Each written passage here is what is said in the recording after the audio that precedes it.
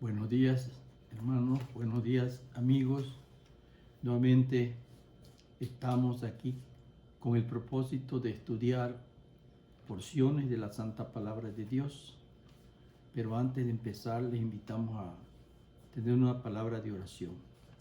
Bendito Dios y Padre Santo, nuevamente invocamos tu santo nombre. Pedimos la dirección de tu Santísimo Espíritu. Imploramos, Señor, tu presencia santa y divina esté aquí con nosotros para dirigirnos, para guiarnos, para instruirnos, para capacitarnos para hacer tu santa voluntad. Esperando, Señor, que todo lo que de nuestros labios salgan sea dirigido por ti. Te pido que prepares el corazón, los oídos de muchas personas, Señor, que nos escuchen, para que ellos perciban las enseñanzas, los mensajes que salen de tu santa palabra, Señor, y sea una bendición para muchas almas. Bendice los que escuchan estos mensajes y puedan afianzar su fe, su confianza en ti, y puedan así esperar tu pronto regreso con seguridad y confianza. Gracias, Señor, por escuchar nuestras peticiones. En el nombre sagrado de Jesús imploramos estas peticiones. Amén. Vamos a tener una lectura bíblica. Se encuentra en el libro de Joel, el capítulo 2. Vamos a leer los versículos 28 y 31. Dice: Después de esto, derramaré mi espíritu sobre toda carne, y profetizarán vuestros hijos, vuestras hijas, y vuestros ancianos soñarán sueños, y vuestros jóvenes verán visiones. Y también sobre los siervos y sobre las siervas derramaré mi espíritu en aquellos días. Y daré prodigios en el cielo y en la tierra, sangre y fuego y columnas de humo. El sol se convertirá en tinieblas y la luna en sangre, antes que venga el día grande y espantoso de Jehová. Eso es lo que nuestro Señor Jesús anunció, lo que iba a suceder y lo que Él iba a realizar, que en estos tiempos, dice, después de esto derramaré mi espíritu sobre toda carne. Hemos estado hablando sobre profecía, hemos estado hablando sobre los dones espirituales, hemos estado hablando sobre lo que Dios envió y le dio a su iglesia antes de irse al cielo. Ayer estudiamos algo sobre esto y hoy continuaremos estudiando, repasando lo que la palabra de Dios nos dice.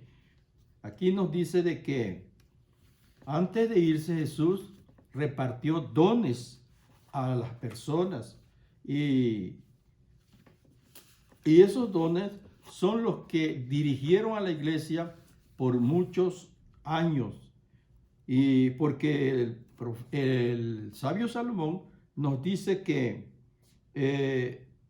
desde que no hay visión, el pueblo se desenfrena, pero el que guarda la ley es bienaventurado. Sin profecías y sin visión de Dios, el pueblo se desenfrena. Y nos dice aquí, pero seguramente dirá usted, ¿qué sucedió con el don de profecías? Una de las preguntas, ¿qué sucedió con el don de profecía? Porque hace años que ya no se escucha, pero desde el momento que nuestro Señor Jesucristo regresó al cielo y todos sus discípulos pues murieron, nos dice que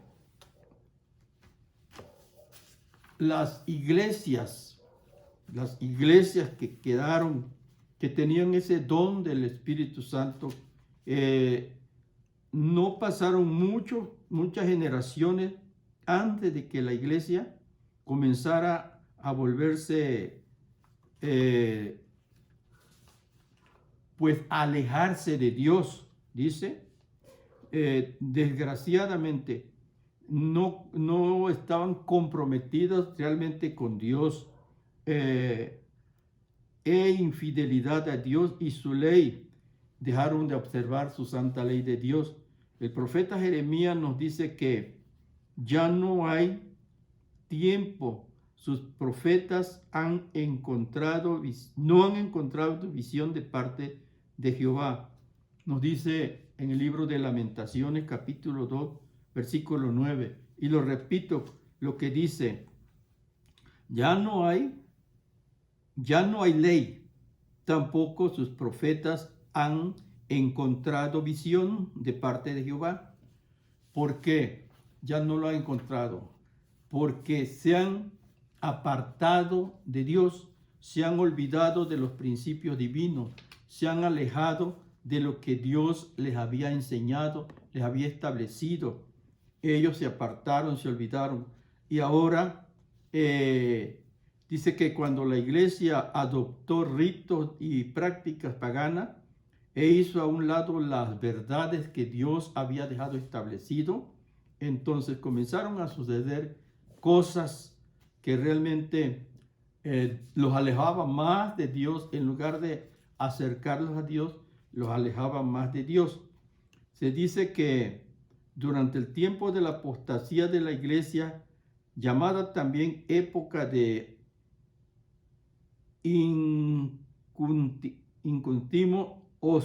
ocultismo, tiempo de ocultismo, que ya no había esa luz que hubo al principio. Dice que la Biblia era atada a los púlpitos y en los monasterios. Era en general, todo estaba cambiado. Ya la Biblia ya no la leían. La Biblia estaba encadenada en los púlpitos y en lugares donde solamente lo leían los sacerdotes. Eso era lo que tenía acceso para leer la Biblia e interpretarlo de acuerdo a ellos quisieran interpretarla. Pero dice que cuando llegó Martín Lutero y otros, tradujeron la Biblia. Es más, antes la Biblia estaba en otro idioma. Estaban nos dice aquí, en hebreo, en griego y en latín. Idiomas que pues ya eran desconocidos para esos tiempos. Y nos dice que Martín Lutero y otros tradujeron la Biblia al idioma del pueblo. Y de esta manera comenzaron a estudiar la Biblia. Pero también empezó algo más. Empezó la persecución, en donde el pueblo de Dios tuvo que salir huyendo para lugares lejanos, pero aún así se mantuvieron fieles a Dios. Esos valdenses, albigenses, fueron los valientes que ellos llevaron porciones de sus Biblias, y allá donde estaban cultivando la tierra, tendrían que salir a hacer compras, a vender sus productos, y allí aprovechaban ellos porciones de la Biblia, a esconderla y la llevaban. Pero tristemente, muchos de esos jóvenes ya no regresaron jamás, porque en ese tiempo era la grande persecución para el pueblo de Dios, y los que encontraban que estaban repartiendo porciones de la Biblia, pues los mataban, y eso le sucedió a muchos jóvenes. Pero aún así, ellos sembraron la verdad, la palabra de Dios. Nos dice que, y la gente comenzó a escudriñar diligentemente las Escrituras, y fueron descubiertas las viejas verdades escondidas por siglos. Se trajeron esas verdades otra vez a la vista de la gente, y el resultado fue un gran despertar religioso. Así que, a pesar de que estos jóvenes murieron, pero también tenemos aquí personas que murieron no porque faltara su fe, sino por la fe en nuestro Dios. Personas murieron, como fueron estos jóvenes. También Jerónimo, Juan Hus, ellos fueron puestos en la estaca y ahí fueron prendidos como antorcha. Ahí murieron. Digo, no fue por falta de fe, sino por la fe en nuestro Señor Jesucristo. Ellos dieron su vida. También nos dice que por ese tiempo vino a la existencia un nuevo movimiento religioso. En ese grupo de personas vinieron personas que investigaban la palabra de Dios. Allí habían de varias religiones.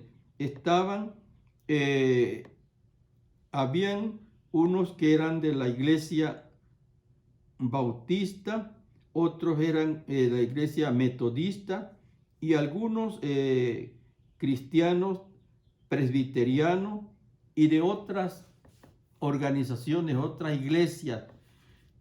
Pero ellos estaban interesados en buscar lo que la Biblia enseñaba y diligentemente ellos comenzaron a estudiar y a escribir porciones de la Biblia.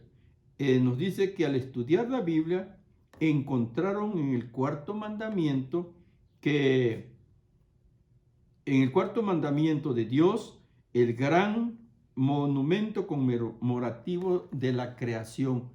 Cuando ellos estudiaron, ya en el Génesis, encontraron que el gran monumento conmemorativo de la creación estaba allí, y en el libro de Éxodo encontraron los mandamientos de Dios.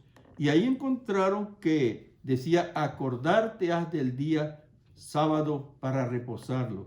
Y ese mandamiento Dios lo había establecido aún desde el segundo día o día de su creación. Desde ese momento, en el séptimo día de su creación, Dios guardó ese día, lo reposó y lo santificó. Y al estudiar ellos la Biblia, la palabra de Dios, encontraron que el Creador había guardado, había reposado y había santificado ese día. Y eso los llenó a ellos de esperanza, de confianza, de que habían encontrado la verdad. Nos dice también en el libro de Apocalipsis 14:12, nos dice, aquí está la paciencia de los santos, los que guardan los mandamientos de Dios y la fe de Jesús. Eso lo encontraron ellos porque ellos eran diligentes estudiando la palabra de Dios.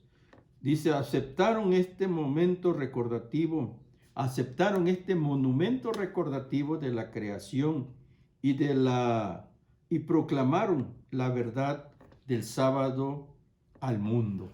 Porque ahí lo encontraron, en la creación. Encontraron que el sábado era un día que Dios había establecido, había dado para reposarlo. Y Él dio su ejemplo, que Él después que terminó su obra de creación, Él reposó y ese día lo guardó y lo santificó, ese maravilloso día, y nos lo dejó como un recordativo de su poder, especial para estos tiempos. Dice, hay una pregunta aquí que queremos hacer. Dice, ¿tiene Dios algo especial para este tiempo? Nos sería razonable concluir que Dios iba a tener algo especial para decirle a este pueblo o a esta generación. ¿Busca Dios mantenerse en contacto con nosotros lo que vivimos hoy? Son preguntas que personas se hacen y tenemos la respuesta, sí la tenemos. En el libro de Joel 2, 28 y 31 vamos a leer, después de esto derramaré mi espíritu sobre toda carne y profetizarán vuestros hijos, vuestras hijas, vuestros ancianos soñarán sueños, vuestros jóvenes verán visiones. Y el 30 dice, y daré prodigio en el cielo y en la tierra, sangre y fuego y columnas de humo. El sol se convertirá en tinieblas y la luna en sangre antes que venga el día grande y espantoso de Jehová. Después de todos esos grandes acontecimientos, Dios iba a derramar su Espíritu Santo para que las personas que estudian, escudriñan la Sagrada Escritura, puedan ver en qué tiempo está viviendo. Dice, antes que venga el día de Jehová, grande y terrible. Note usted que Dios dijo que esto iba a suceder justamente antes de la segunda venida de nuestro Señor Jesucristo. Y muchas de esas ya se han cumplido. Por ejemplo, el oscurecimiento del sol fue ese 31 de mayo del 1780, el sol se oscureció, como eso de las 10 de la mañana comenzó a oscurecerse y fue tan densa la oscuridad que los animales de corral, las aves de corral, buscaron ya donde dormir.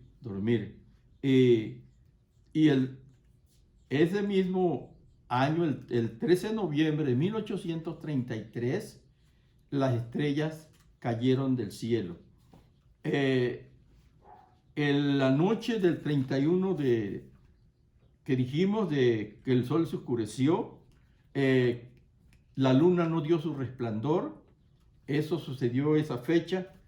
Todo eso que estaba escrito en la palabra de Dios estaba cumpliéndose. Y ahí dice que antes de que venga el día grande de Jehová, iban a suceder todas esas cosas. Ahora ya nosotros somos testigos que eso sucedió ya. Ahora, ¿qué falta?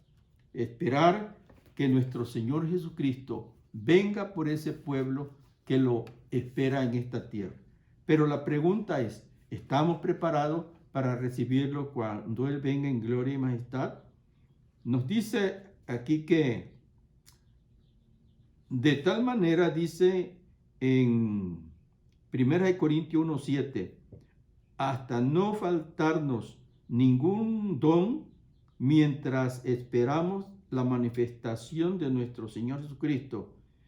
Ya hemos descubierto que el pueblo de Dios en los últimos días será caracterizado como quienes guardan los mandamientos de Dios y tienen el testimonio de Jesucristo.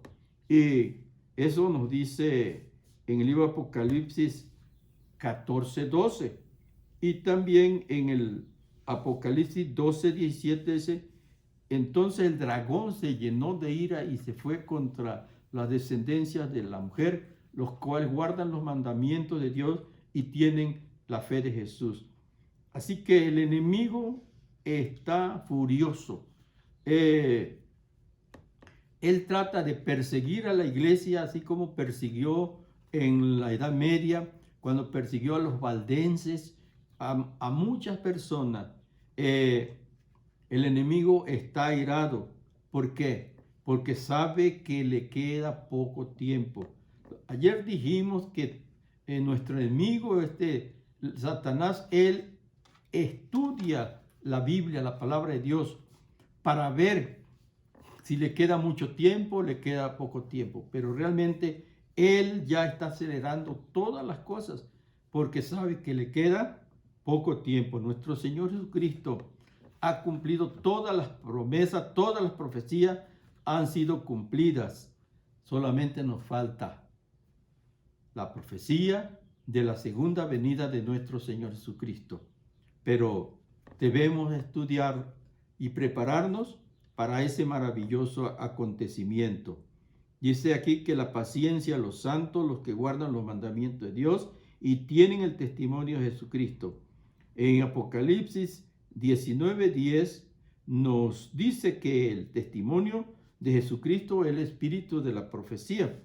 En otras palabras, el testimonio de Jesús es la testificación del pueblo de Dios a aquellas personas que todavía no le conocen o no le han aceptado como Salvador. Ese es el mensaje que se está dando en estos últimos días. Dice que si Dios todavía desea estar en contacto, tiene todavía algo que decirle a esa generación. Pero dirá usted, ¿hay alguna posibilidad de engaño?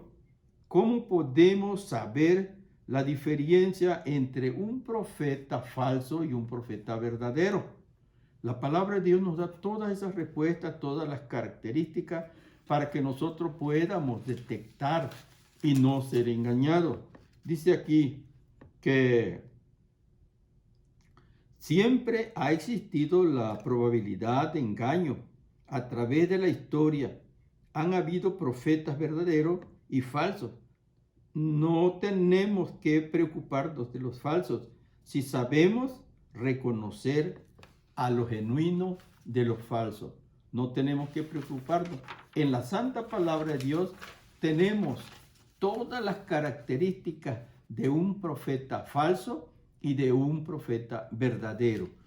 Aquí vamos a ir. Nuestro Señor Jesucristo nos enseñó, nos dio características de esas personas y que vendrían, porque desde los tiempos de Él ya venían muchas personas de esas tratando de engañar al pueblo de Dios.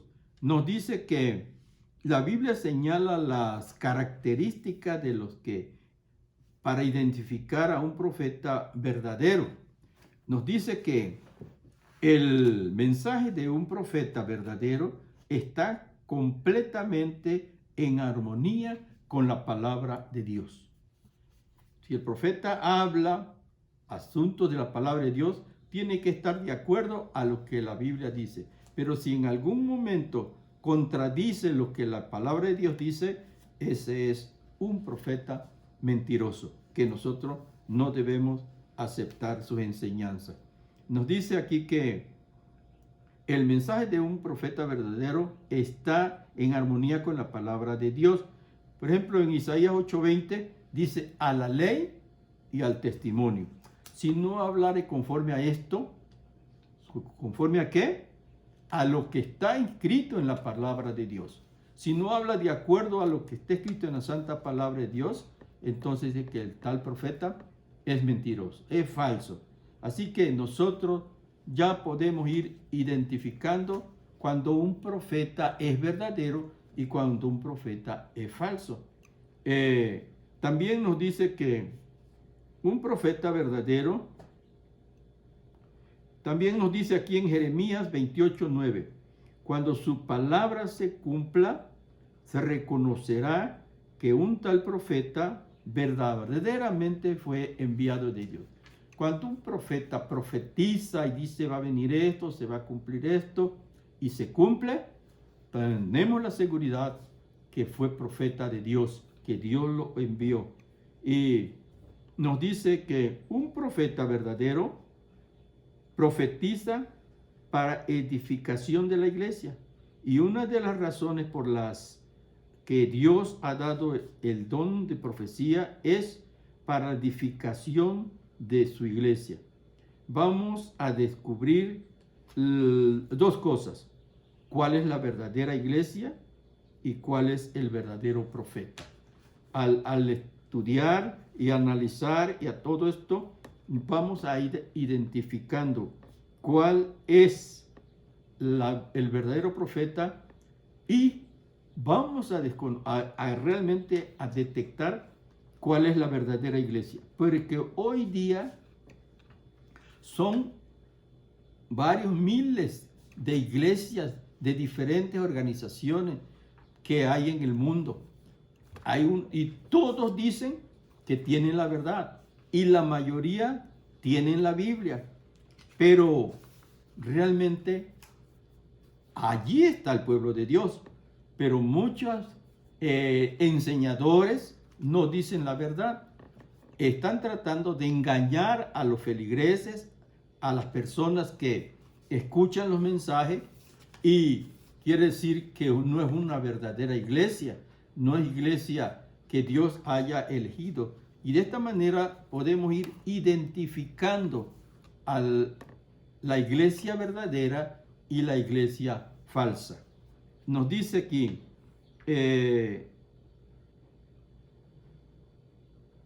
mientras que el que profetiza edifica la iglesia, 1 Corintios 14, 3 y 4, un profeta verdadero va a exaltar a Cristo como el Hijo de Dios y Salvador de la humanidad. Vamos a leer en Primera de Juan 4, 1 y 2. ¿Qué nos dice Primera de Juan 4, 1 y 2? Primera de Juan capítulo 4, el 1 y el 2 dice: Amados, no creáis a todo espíritu, sino probad los espíritus si son de Dios, porque muchos falsos profetas han salido por el mundo. En esto conoced el Espíritu de Dios. Todo espíritu que confiesa que Jesucristo ha venido en carne es de Dios. Y todo espíritu que no confiesa que Jesucristo ha venido en carne no es de Dios.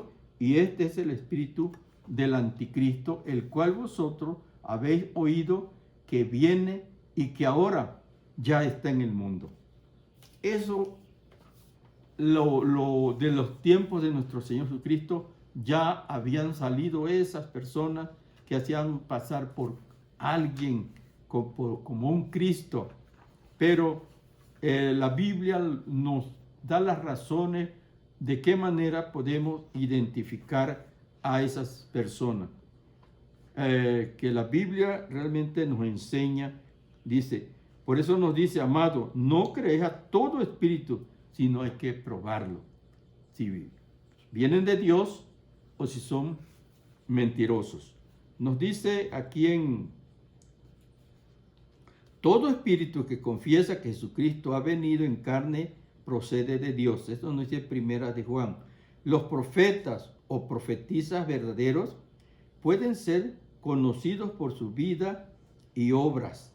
Mateo 7, 16 al 18 dice: por sus frutos los conoceréis. Vamos a leer este versículo, el libro de San Mateo 7, 16 y 18.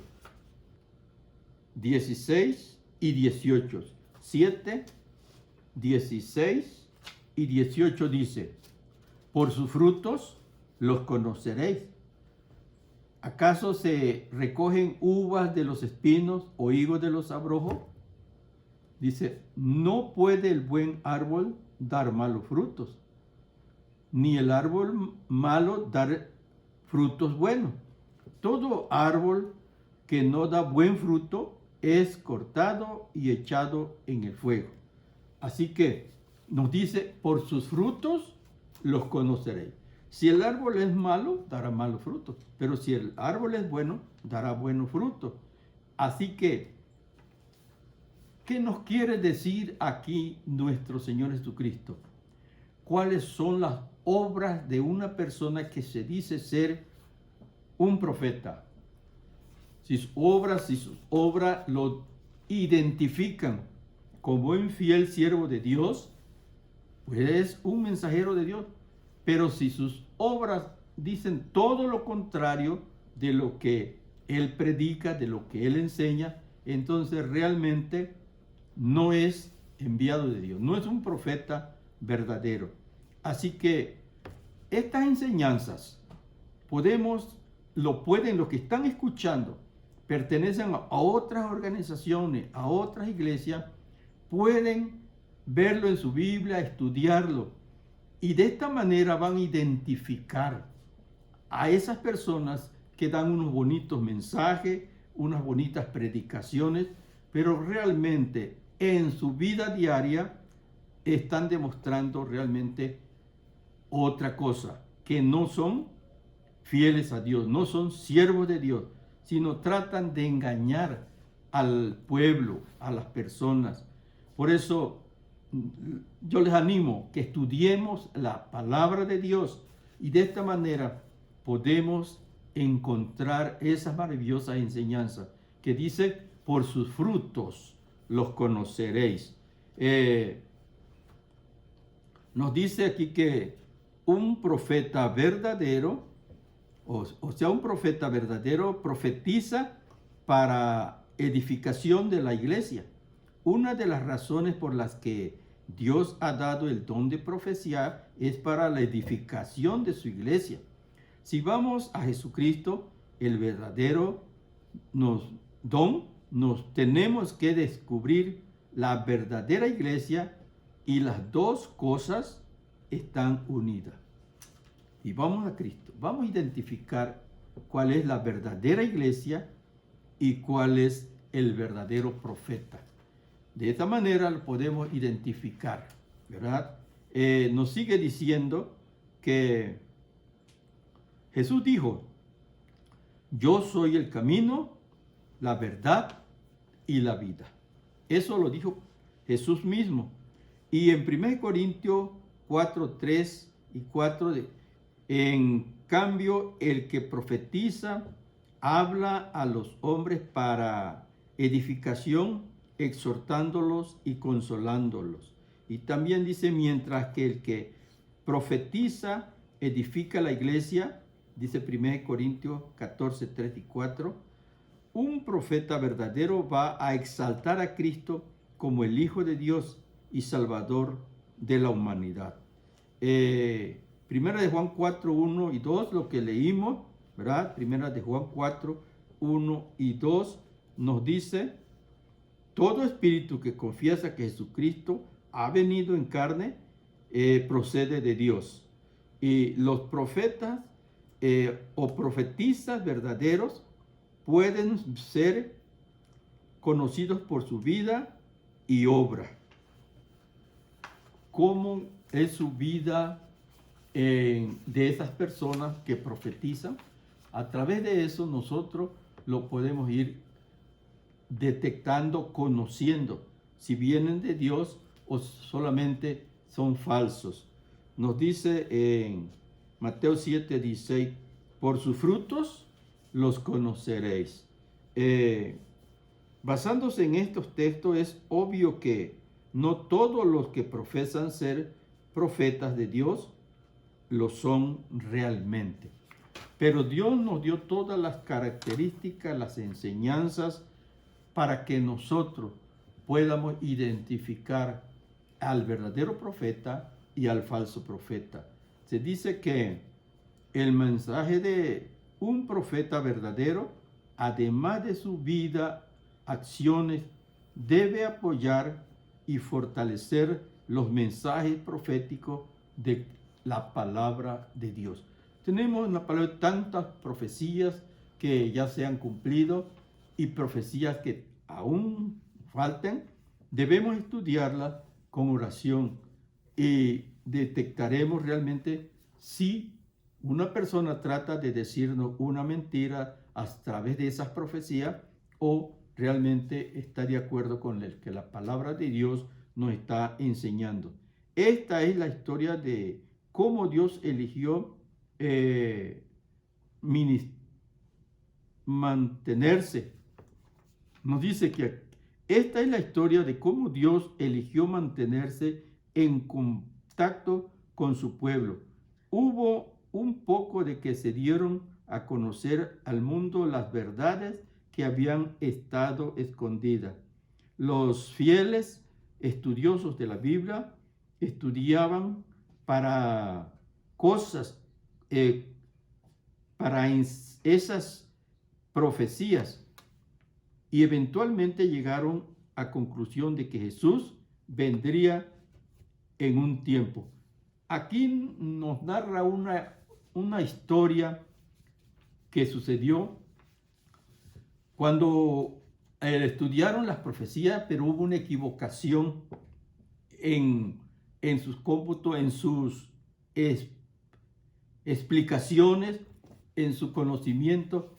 Ellos estudiaron el libro de Daniel 8:14, donde dice, y él les dijo, hasta 2300 tarde y mañana, luego el santuario será purificado. Ellos detectaron que se estaba refiriendo ese pasaje bíblico del profeta Daniel, que Jesús iba a venir ese año, ese 1844. Y comenzaron a estudiar y sacar las cuentas y llegaron a la conclusión que Jesús vendría el 22 de octubre de 1844. Pero tristemente pasó la fecha, llegó esa fecha y Cristo no vino. No estaban mal en sus cálculos, lo que estaban mal, ellos se equivocaron de que Jesús no vendría a esta tierra. Él iba a pasar del lugar santo al lugar santísimo a oficiar en el santuario celestial. Así que ese santuario que se refería allí era en el cielo, no la tierra. Y eso quedó registrado ahí como el gran chasco. Y este fue una decepción para el pueblo de Dios. Pero muchos continuaron estudiando a dónde estaba esa equivocación, en dónde habían fallado. Y Dios les mostró a dónde estaba, ¿verdad? Y les enseñó realmente su equivocación, que de su venida no era a esta tierra. Él pasaría del lugar santo al lugar santísimo.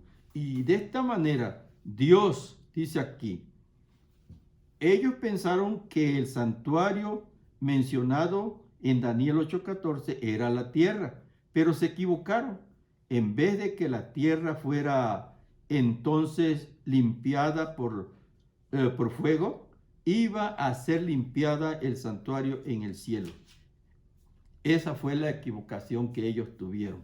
Pero siguieron orando, estudiando, y Dios les envió, les eligió una frágil mensajera, una señorita, una niña, podríamos decir. Ella tenía 17 años cuando Dios le dio su visión, su primera visión.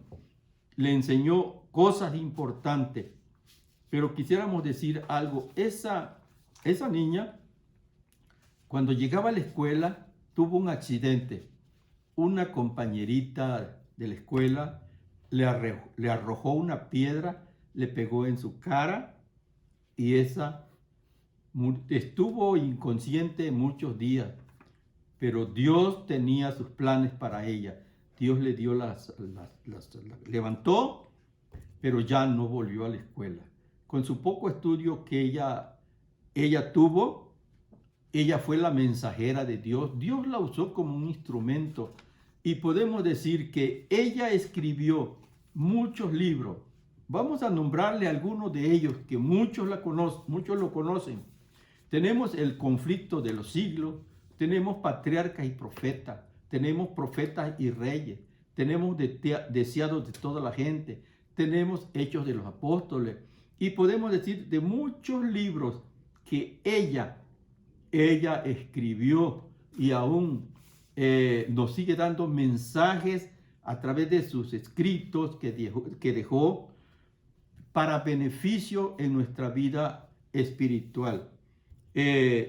Dios la sostuvo y ella fue fiel a los principios divinos de nuestro Dios, y por lo tanto ella es la mensajera de Dios porque tiene todas las características. Ella dijo que sus escritos era la luz menor que guiaba a la luz mayor, que era la santa palabra de Dios. Que lo que no se entendía en la Biblia lo buscaran en esos libros, que ahí era una luz menor, pero esa daba una explicación más a la altura de ese tiempo en el cual estamos viviendo. Y por lo tanto, ella fue la mensajera de Dios. Ya no muchas personas que decían que si Dios iba a mandar algún profeta, Dios mandó a esa señorita que fue un alivio para la predicación del mensaje de Dios. Tenemos muchas cosas que decir acerca de esos libros que nos ayudan.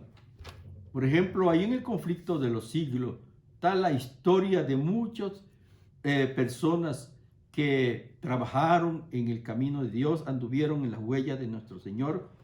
Podemos estudiar esos libros. Yo se los recomiendo porque son dirigidos por el Espíritu Santo, y allí encontraremos ayuda para ir entendiendo algunas cosas que no avanzamos a entender en la palabra de Dios. Así que esperamos que estos mensajes, dice aquí una partecita que guiar a los hombres y mujeres a la luz mayor que es la Biblia. Eso escribió ella. No se adjudicaba que ella era la luz mayor, no. Ella era la luz menor que Dios le había guiado, dirigido, pero la palabra de Dios seguía siendo y será siempre la luz mayor. Vamos a orar por una lista que tenemos aquí, por muchas personas. Y vamos a orar muy en especial por esas personas que nos escuchan, que son de otra iglesia, otra organización. Yo les animo que estudien su Biblia, que estudien la palabra de Dios. Ahí está la verdad. Jesús dijo, como leí hace un momento, Jesús dijo, yo soy el camino, la verdad y la vida. Nadie viene al Padre sino por mí. Pero hay que estudiarla, hay que estudiar su santa palabra y ahí encontraremos la verdad. Aquí hay unas peticiones muy importantes. Dice, vamos a orar por las personas sin hogar en todas las regiones del mundo, que dependen de la mayoría de la población para ayuda, pero están ahora en una depresión, una necesidad tan grande debido a esta cierre por las enfermedades. También vamos a orar por miembros de mayor edad, esos que tienen ya bastante edad, y ellos ya no pueden trabajar, y les falta la ayuda. Vamos a orar por esas familias, también por los matrimonios que actualmente están bajo mucha presión.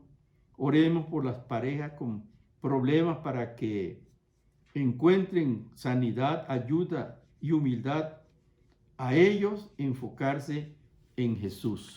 Vamos a orar por ellos y también vamos a orar por este muchacho, Ángel Ibarra Escalante. Es un nieto de nuestra hermana Celia. Vamos a orar por ella, por ellos, por él, por sus hijos, por sus nietos, que está bastante delicado de salud. Vamos a pedir la ayuda de Dios. Vamos a orar por los médicos que están trabajando, enfermeras, muchas personas voluntarios que están haciendo su obra. Vamos a orar por ellos, que no se contagien y que con firmeza sigan haciendo esa obra, que Dios les dará su fruto, Dios les dará su recompensa, pero que sean fieles a sus trabajos y Dios les tendrá el premio. Vamos a inclinar nuestro rostro, vamos a orar. Bendito Dios, Padre Santo, nuevamente imploramos tu bendito y santo nombre. Te damos gracias, Señor, porque nos diste ese privilegio de estudiar tu santa palabra. Nos ha enseñado maravillosas lecciones, maravillosas cosas, Señor, y lo estamos compartiendo con muchas personas, esperando, Señor, que acepten estas maravillosas enseñanzas. Les animamos a todos que estudien su Biblia, la palabra de Dios, y allí van a encontrar enseñanzas maravillosas que Dios los ayudará a entenderlos y practicar esas enseñanzas en su vida. Ayúdanos a todos, Señor, danos tu bendición, danos la salud física y espiritual, y te pedimos, te rogamos, Señor, que ya intervengas en la vida de todas esas personas que se encuentran en los hospitales. Tú estés con ellos, Señor, y les levantes de esas enfermedades y que estas epidemias terminen ya, Señor. Que ya terminen, que haya un descanso en la humanidad. Pero esto lo pedimos, Señor, todo de acuerdo a tu santísima voluntad, porque tú conoces todo, sabes por qué vino estas enfermedades, tú lo sabes, pero te pedimos que en tu grande amor y misericordia nos des la salud. Señor, gracias por escuchar nuestras peticiones. En el nombre sagrado de Jesús te imploramos estas peticiones. Amén. Amén.